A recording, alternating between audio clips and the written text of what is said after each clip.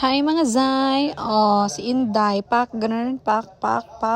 Welcome to Communal Ranch in Pasugong.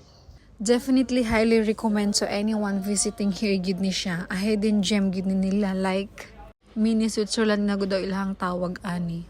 Diba? Sige lang, lakad lang Inday. By the way, mga 5 PM na gid mi nakaabot ani nga time, so late na gid siya. So mauto, picture, video na lang in town mi.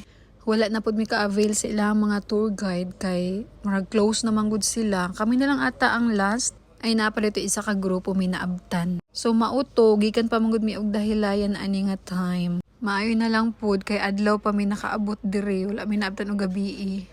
Kay mga Zay, grabe gid kay ang dalan in Zay, baliko diri, baliko didto.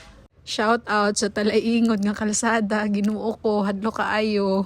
So nasa 4 to 5 hours gid mga Zay ang among biyahe ani. Mga Zay, naara gid mi sa bungad ani ha.